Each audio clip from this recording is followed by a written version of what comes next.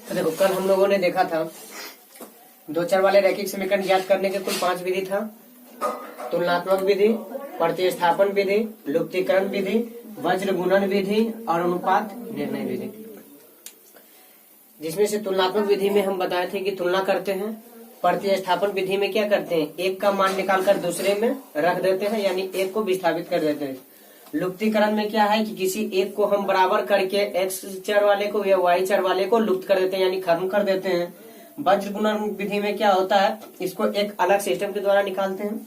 और अनुपात निर्णय विधि में क्या होता है, इसमें भी हम वही करते हैं, किसी एक को बराबर करके खत्म करते हैं, लेकिन इसमें अचर पद को खत्म करते हैं, जबकि इसमें चर पद को। देखते हैं आज तुलनात्मक विधि। चलो देखो, मेरे पास ये दो समीकरण दिया हुआ है। कौन सा समीकरण है, रैखिक समीकरण और दो चर वाले। इसमें देख सकते हो मैं एक में x है तो दूसरा में y, यानी दो चर वाले हैं और रैखिक समीकरण है, क्योंकि x का भी पावर 1 है और y का पावर भी 1 है। तो ये मेरा दो समीकरण दिया हुआ है। हम इस समीकरण को पांचों विधि के द्वारा बनाएंगे।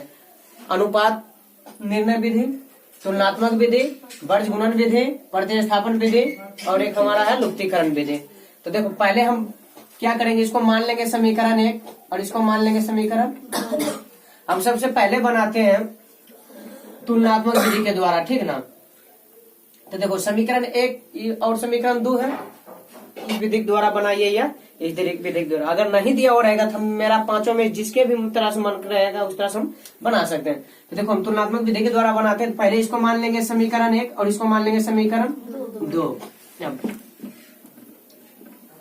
समीकरण 1 से वैसे क्वेश्चन में दिया रहेगा तो पहले तुमको लिखना पड़ेगा, दिया हुआ है कि ये बराबर ये दिया, या फिर लिख दोगे कि माना कि इसको बराबर समीकरण 1 और ये समीकरण 2, ठीक ना।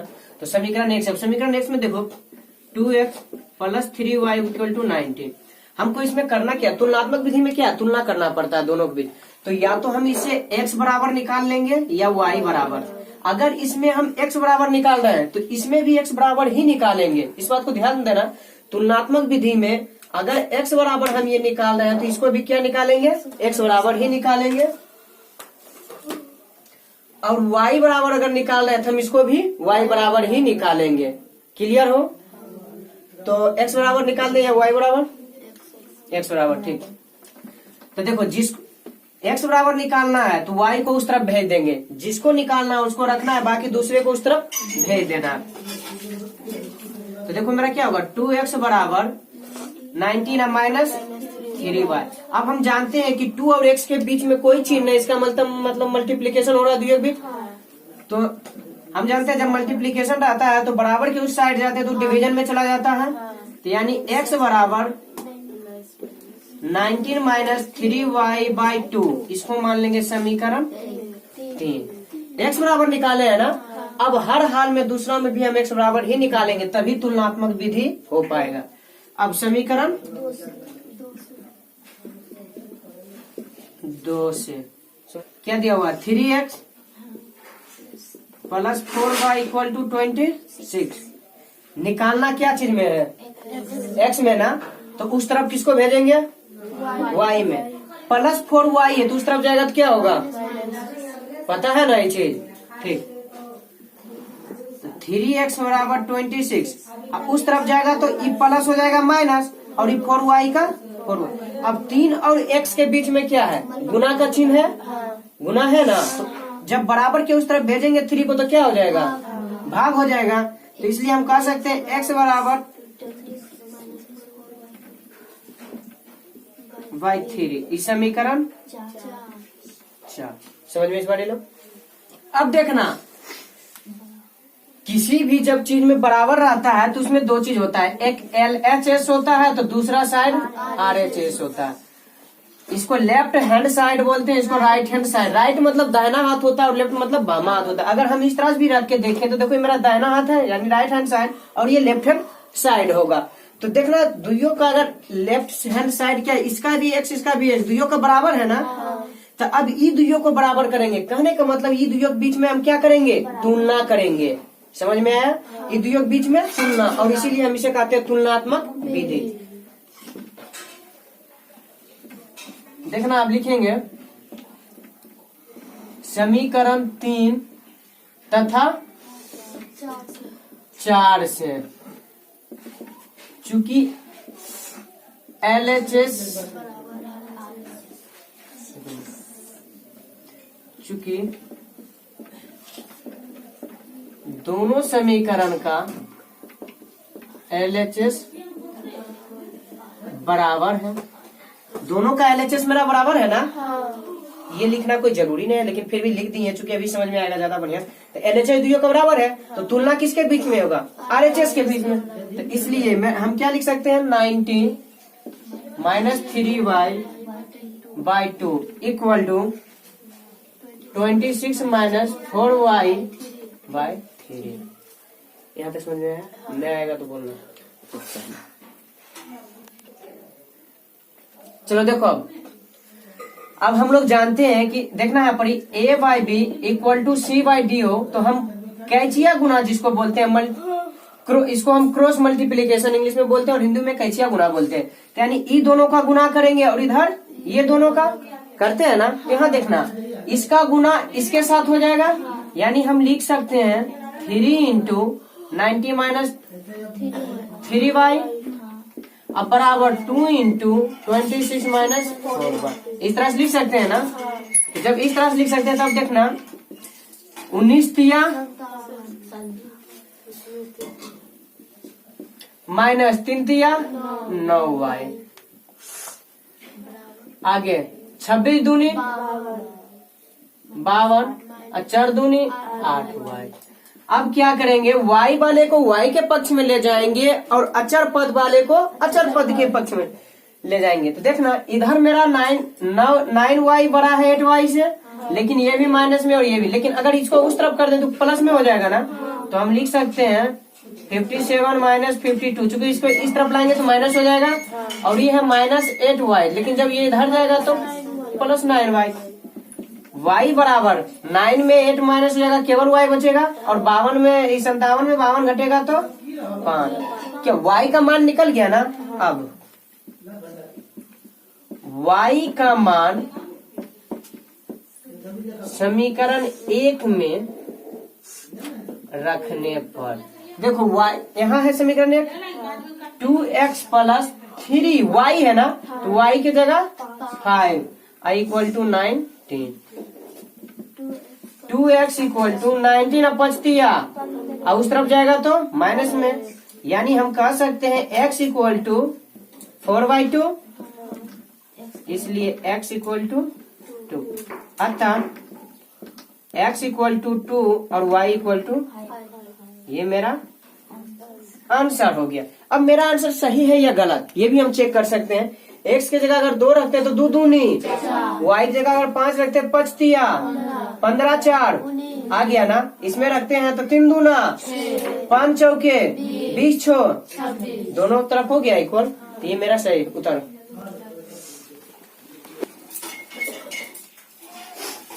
तो तुलनात्मक विधि समझ में आया है। तुलनात्मक विधि में जब भी बोलेगा तो हमें तुलना करना रहता है। तुलना करने के लिए हम क्या करते हैं, दोनों समीकरण जो दिया हो रहता है, या तो x बराबर निकालते हैं या फिर y बराबर। जरूरी नहीं कि x बराबर ही, y बराबर भी निकाल सकते हैं, लेकिन अगर इसका x निकाले हैं तो इसका भी x ही निकालेंगे, अगर इसका y निकालेंगे तो इसका भी y, यानी जब भी निकालेंगे तो दोनों समीकरण का एक ही चीज निकालेंगे। ये हमारा होगा तुलनात्मक विधि। वैसे हम पांचों विधि से बनाए, चाहे तुलनात्मक विधि से बना रहे हो या वज्र गुणन विधि से बना रहे हो, लुप्तीकरण विधि से बना रहे हैं, या अनुपात निर्णय विधि से बना रहे हो, या फिर ये क्या है हमारा प्रतिस्थापन विधि से बना रहे हैं। तो अगर x का मान 2 आया तो जितना भी तरीका से हम बनाएंगे सब में x का मान 2 ही आएगा और y का मान 5 ही रहेगा। क्लियर। चलो अगला देखते हैं प्रतिस्थापन विधि। देखो, अब हम इसी समीकरण को प्रतिस्थापन विधि के द्वारा बनाएंगे। तो मान लेते हैं मेरा पहला वाला जो है वो क्या है, समीकरण 1 और ये समीकरण 2। समीकरण 1 से 2x + 3y = 9। यहाँ से भी हम वही करेंगे, x या y का मान निकाल लेंगे, लेकिन केवल एक समीकरण में, दोनों में नहीं, केवल एक में। तो हम मान लेते हैं यहाँ पर भी y का यहाँ निकालते हैं मान, तो यहाँ क्या हो जाएगा मेरा, y निकालेंगे तो y को रख लेंगे और x को इस तरफ भेज देंगे। हमेशा इस चीज को ध्यान देना, जिसका मान अगर हमको निकालना है वो रख लेंगे, बाकी दूसरा क्या करेंगे, भेज देंगे।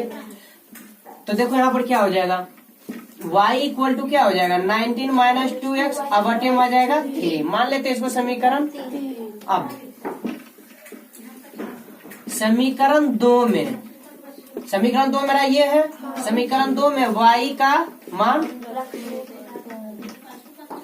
रखने पर, ये हम प्रतिस्थापन विधि के द्वारा बना रहे हैं। अगर ये मेरा तुलनात्मक विधि होता तो 2 से भी हम y का मान निकालते हैं तब तुलना करते हैं, लेकिन ये मेरा प्रतिस्थापन है जिसके कारण y का मान निकाले 1 से और 2 में इसका मान रख रहे हैं। क्लियर ना? तो देखो मेरा है 2 क्या है 3x प्लस 4 इंटू y है, तो y की जगह मेरा क्या हो जाएगा 19 minus 2x bye 3 equal to 26।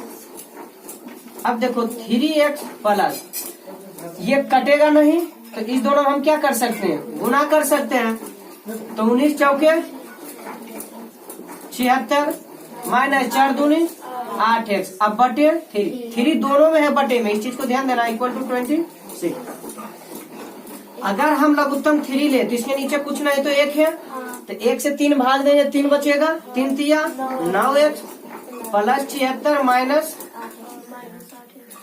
8x बराबर 26।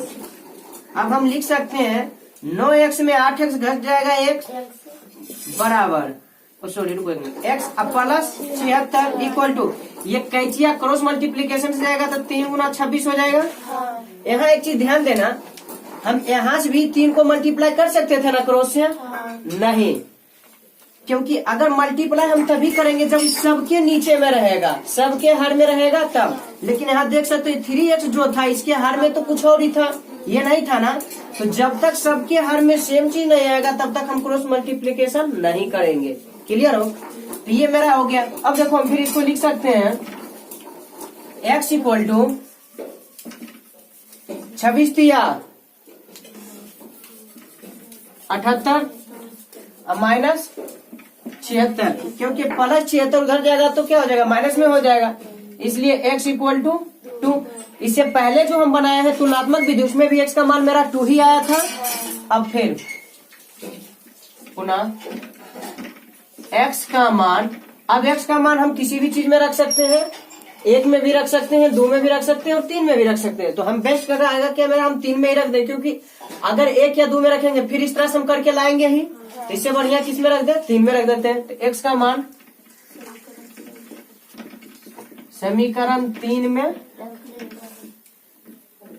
रखने पर, तो देखो समीकरण 3 मेरा क्या है, y equal to 19 minus 3x, तो 3x की जगह 2 अब बाय 3, तो यह सॉरी 2x है ये, तो यहाँ 2 हो जाएगा। तो देखो y इक्वल टू 19 माइनस 2 दूनी 4 बटा 3, इसलिए हम कह सकते हैं y इक्वल टू 19 में 4 घटेगा 15, 15 बटा 3 बराबर 5। अतः x इक्वल टू 2 और y इक्वल टू, ये मेरा हो जाएगा आंसर। तो इससे पहले जो हम बनाए थे तुलनात्मक विधि उसमें भी यही था, यहाँ देख भी सकते हो मान रखकर सही है या गलत है। 2 दूनी 4, 3 तिया ये 5 है, सॉरी 5 तिया 15, 15 4 19, 2 तिया 6 और 5 चौक 20 26। क्लियर?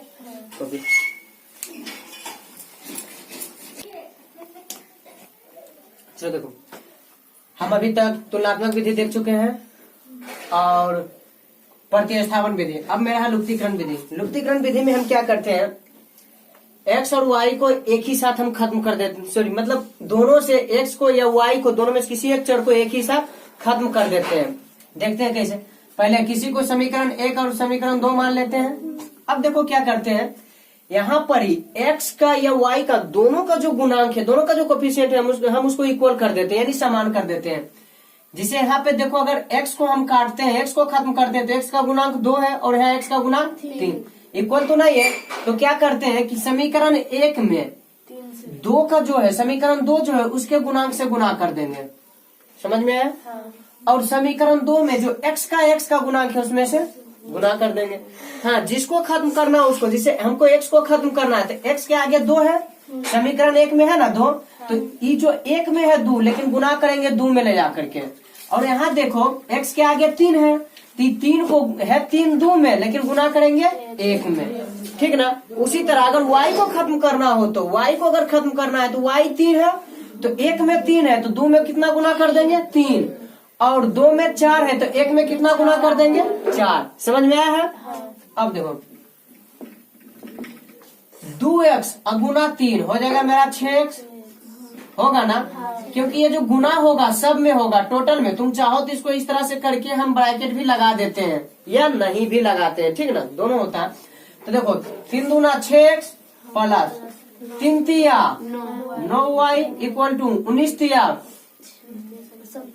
57। अब इसमें 3x में देखते, इसमें 2 से गुना करना है तो 3 दूना 6x प्लस 4 दूनी इक्वल टू 26 दूनी 52। यहाँ देख सकते हो कि हम x के जब गुणांक से किए थे गुना, तो x दोनों तरफ सेम आ गया है, इसीलिए करते हैं ताकि सेम हो जाने के बाद क्या है कि चिन्ह जब चेंज करेंगे तो आसानी से खत्म हो जाएगा। अब देखो क्या करेंगे, यहाँ पर हम चिन्ह चेंज करेंगे तो चेंज तो नीचे वाला के अनुसार करेंगे, ये प्लस है तो माइनस माइनस और माइनस। समझ में आया? अब देखो अगर चिन्ह चेंज कर रहे हैं फिर हम यहाँ लिखेंगे घटाने पर, घटाने पर, और अगर चिन्ह चेंज नहीं करते हैं तो हम घटाने पर लिखने की कोई जरूरत नहीं पड़ती। तो चिन्ह चेंज कब नहीं करेंगे, जैसे यहाँ देखो प्लस, यहाँ भी प्लस है, अगर यहाँ माइनस रहता और ये प्लस रहता तो हमको चिन्ह चेंज करने की जरूरत नहीं, क्योंकि माइनस प्लस है तो इसलिए जब बराबर होगा वो खत्म हो ही जाएगा, ठीक ना। तो अब देखो ईद मेरा खत्म हो गया, तो मेरा बच क्या जाएगा, 9y में 8y घट जाएगा, बचेगा y, और 57 में 52 घटेगा तो y बराबर 5 निकला। अब समीकरण 1 या 2 किसी में भी y का मान रख देंगे। समीकरण 1 में y का मान रखने पर, तो ये मेरा है समीकरण 1, तो y का मान रखते हैं तो क्या हो जाएगा 2x plus 3 into 5 equal to 19। 2x equal to 19 minus 5 या 15 इधर जाएगा, माइनस में हो जाएगा, या x बराबर हम कह सकते हैं यहाँ पर ही 4/2 इक्वल टू 2। फिर यहाँ लिख सकते हो अतः x equal to 2 y equal to 5, और ये मेरा हो जाएगा आंसर। समझ में आया है? लिखो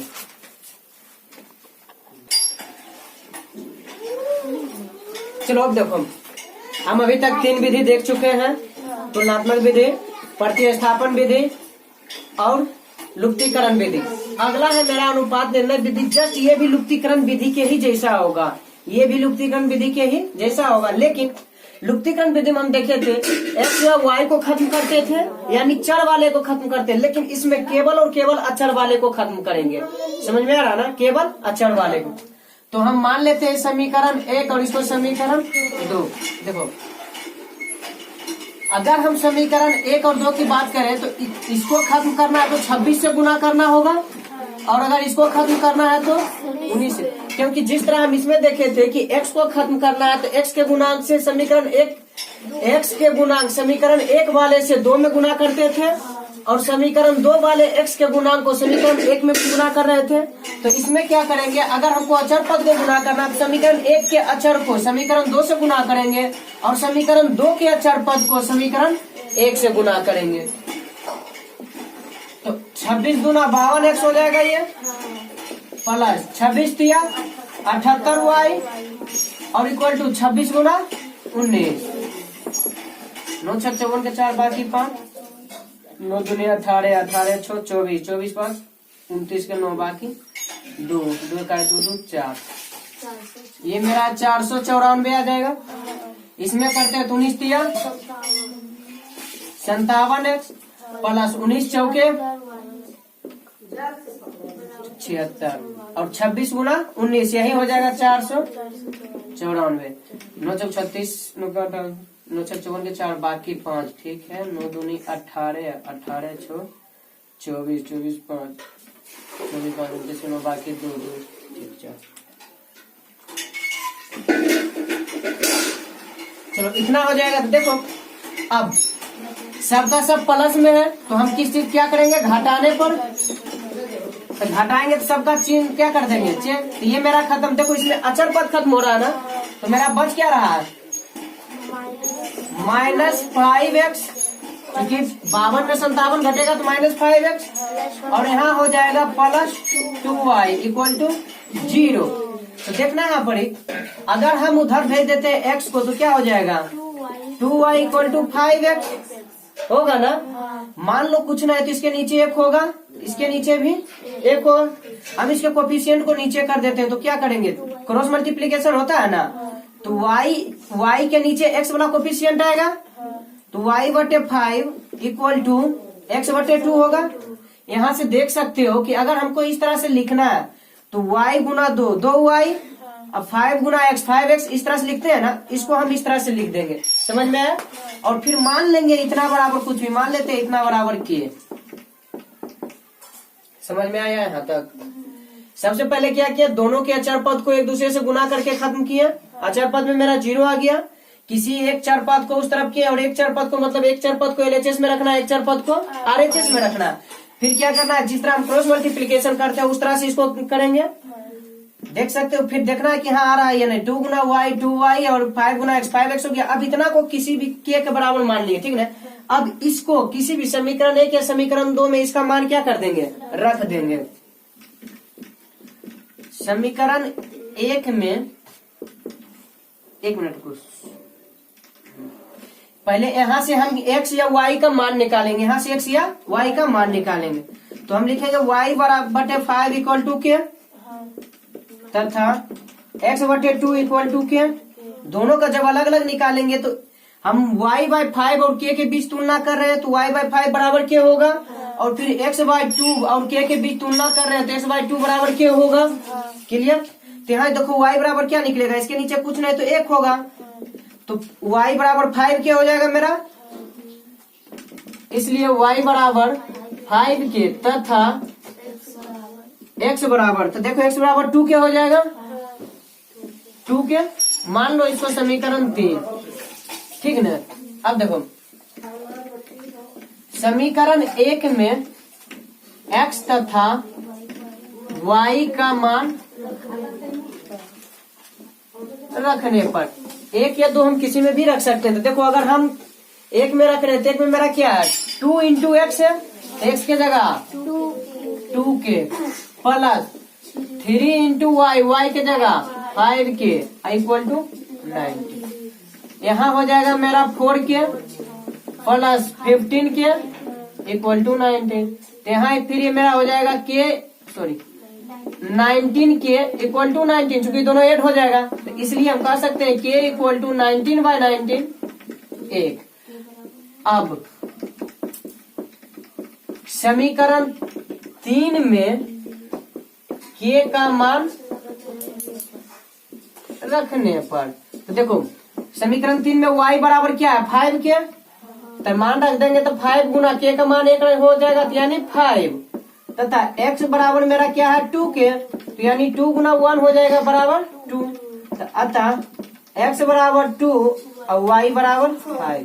क्या इसमें भी मेरा यही मान आया है ना, समझ में आया है। इसको थोड़ा देखो एक बार और देख लेते हैं। अगर मेरा लुप्तीकरण का आता तो x या y के कोफिशिएंट को एक दूसरे से गुना करके हम खत्म करते हैं, लेकिन अगर अनुपात निर्णय विधि बोला है तो हम अचर पद के को गुना करके खत्म करेंगे। अचर पद सेम हो गया, अगर प्लस माइनस में रहता तो अपने आप खत्म हो जाता, लेकिन दोनों प्लस में है या दोनों माइनस में रहेगा तो घटाने पर करके हम क्या करेंगे, चिन्ह को चेंज करेंगे। सोच लो एक चीज यहाँ थोड़ा ध्यान देना, ये भी माइनस में होता है, ये भी माइनस में होता है, तो हमको ये प्लस करना पड़ता ना, तो भी घटाने पर ही लिखेंगे, समझ में आया। चिन्ह चेंज होगा तो सीधे घटाने पर हम कर देंगे, ठीक ना। तो यहाँ पर देखो माइनस की खत्म हो गया, -5x और 2, तो इसमें अब क्या करेंगे, एक अचर पद को LHS में रख देंगे और दूसरे को RHS में कर देंगे। उसके बाद क्रॉस मल्टीप्लीकेशन के फॉर्म में लेके आएंगे और इसको x y दिया हुआ है तो इसको छोड़कर हम कुछ भी मान लेंगे, a b c z जो भी मान सकते हैं, ठीक है मान लिए। अब इसके और ये जो हम लिए माने दोनों बीच में तुलना करेंगे तो 5y, अब बराबर तो ये है और बराबर ही भी है के, और फिर इसके और इसके बीच में तुलना करेंगे, ठीक है। तो ये निकल गया मेरा, यहाँ से x और y का मान निकल जाएगा, लेकिन k के फॉर्म में निकलेगा। समीकरण 1 में रख देंगे तो समीकरण 1 से k का मान निकल जाएगा। अब के का मान इसमें हम रख देंगे, जिसको समीकरण 3 माने थे, उससे हमारा एक्स और वाई का मान निकल जाएगा। क्लियर? उतारो। चलो देखो, अगला है मेरा वज्र गुणन विधि। मान लेते हैं कोई समीकरण इस तरह दिया हुआ है, ax plus B Y plus C equal to 0, या dx plus E Y plus F equal to 0। अगर c इस तरफ रहेगा तो हम उसको क्या करेंगे, इस तरफ लेके, यानी कि c RHS में रहेगा तो हम उसको LHS में कर लेंगे और RHS में 0 कर देंगे, ठीक ना। तो इसमें ऐसे रहने पे हम इसको क्या करते हैं, वज्र गुणन विधि बनाने के लिए x y 1 पुनः x y इस तरह से लिख देते हैं। अब इसके नीचे इसके कोफिशिएंट को लिखते हैं। जैसे यहाँ देख सकते हो कि x का कोफिशिएंट मेरा क्या है, x का गुणांक a है, यहाँ पे b है और यहाँ 1 का c है, फिर यहाँ x का तो a है और y का b है। समीकरण 2 में देखते हैं, हम मान लेते हैं इसको एक समीकरण 1 हो गया और दूसरा समीकरण 2 हो गया। तो समीकरण 1 के अनुसार देखें तो x का गुणांक a है, y का गुणांक b है और 1 कहने का मतलब अचर पद हो जाएगा मेरा, तो अचर पद c है, फिर x a है और y b है। यानी कि देखो यहाँ पर x y अचर पद फिर x y इस तरह से लिखे हैं। अब समीकरण 2 लिखते हैं तो यहाँ d होगा, e होगा, f होगा, फिर d होगा और e होगा। क्लियर ना। अब यहाँ पर हम f को छोड़ करके इसको छोड़ देते हैं, उसके बाद इसके बीच में लिख देते हैं, मान लीजिए x y 1 ऐसा, ठीक ना।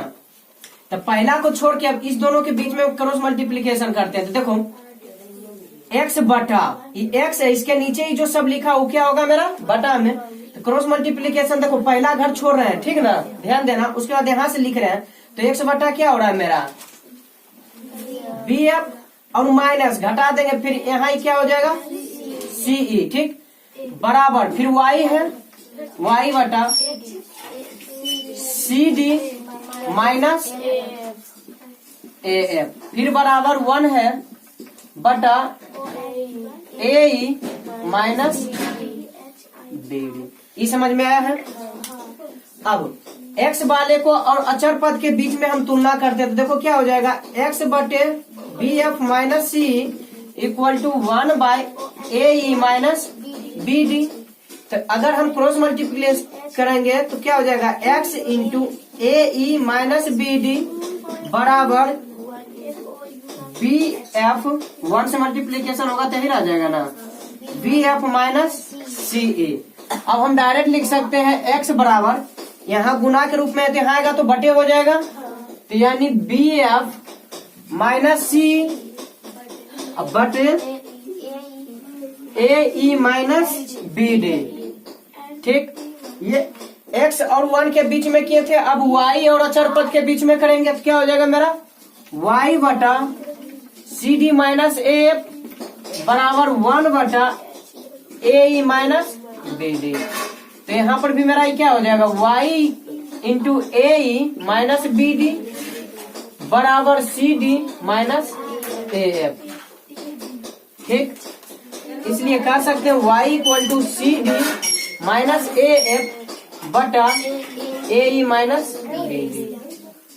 ये जो मेरा निकल गया यही फॉर्मूला नहीं होता है x और y का डायरेक्ट मान निकालने का, या फिर हम उसको इस रूप में लिख करके निकालते हैं।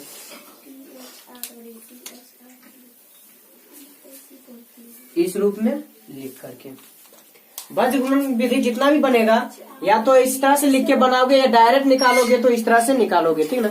हम लोग ऑब्जेक्टिव को चेक करते हैं तो ज्यादातर इस उपयोग करते हैं, नहीं तो सब्जेक्टिव बनाने के लिए इस फॉर्मूले का उपयोग करते हैं। कैसे आया याद रखने के लिए तरीका है कि पहले x लिखेंगे, फिर y, फिर 1, फिर x और y तक जाएंगे, ठीक ना।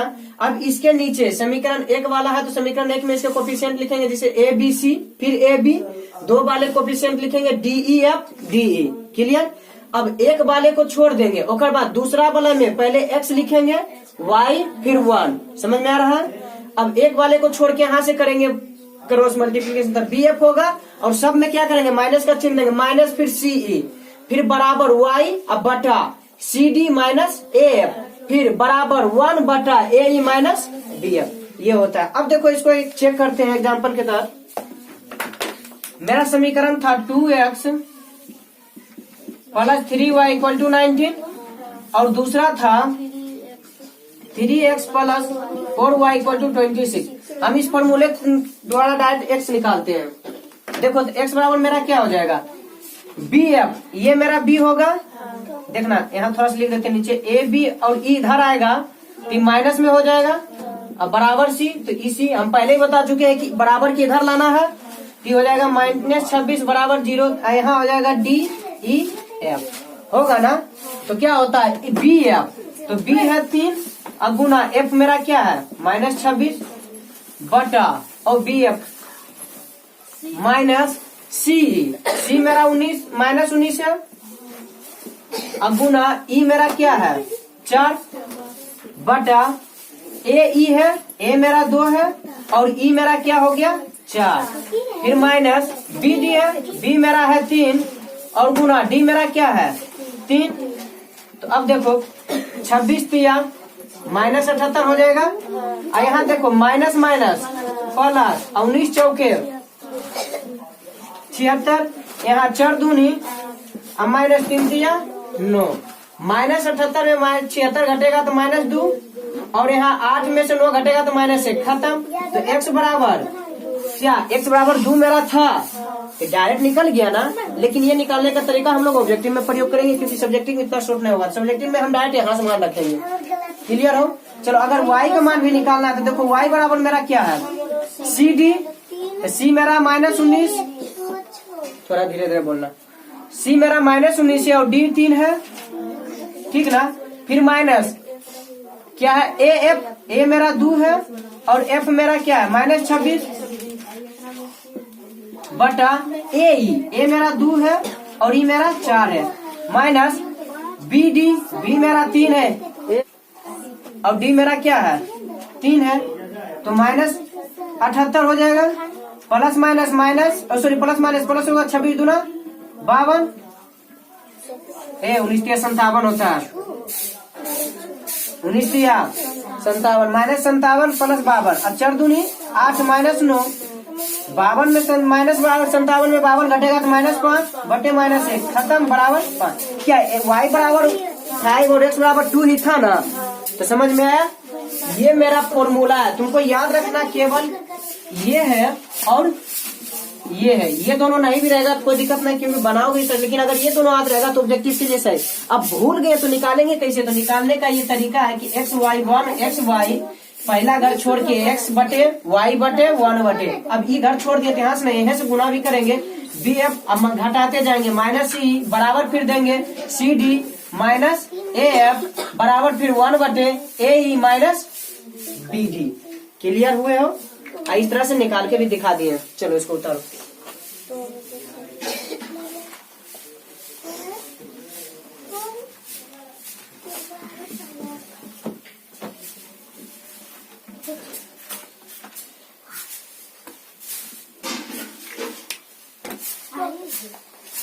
चलो देखो वज्र गुणन विधि से फॉर्मूला आधे हम डायरेक्ट फॉर्मूला से लिखेंगे, नए आधे तो कहीं रफ में करना है, यहाँ पर मत।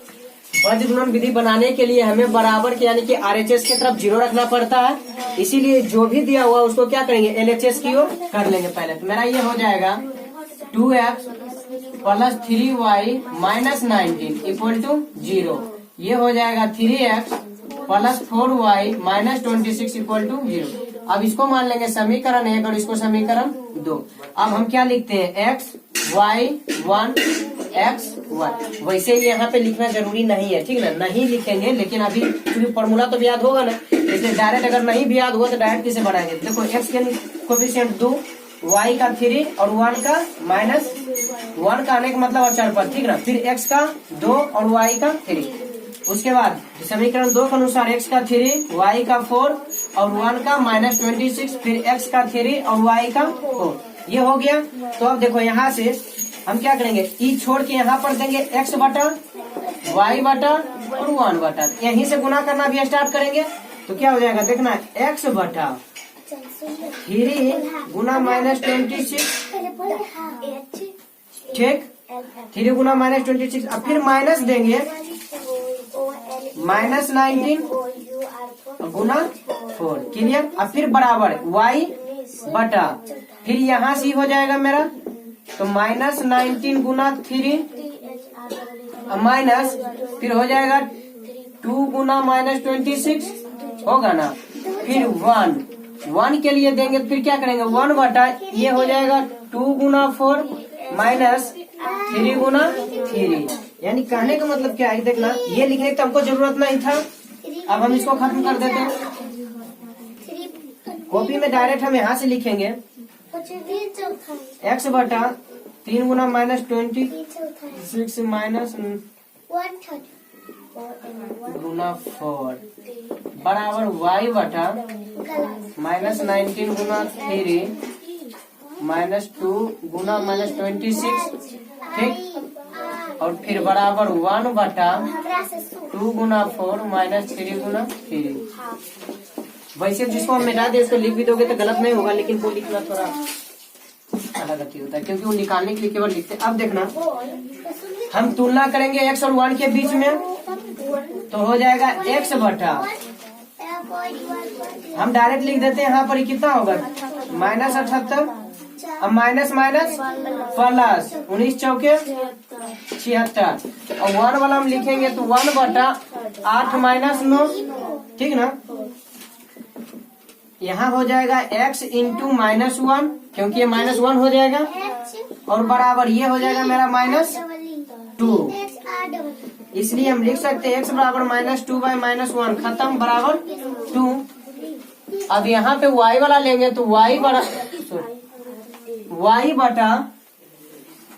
-78 -57 और माइनस प्लस 52 बराबर हो जाएगा 1/8 माइनस 9। हम लिख सकते हैं y इंटू -1 बराबर -5, इसलिए y equal to -5 by minus बराबर 5, अतः x इक्वल टू 2 तथा y इक्वल टू 5। क्या वज्र गुणन विधि समझ में आया है? तो पांचों को पांचों खत्म हो गया, अपना एक्सरसाइज बनाना आरंभ करना। चलो उतारो।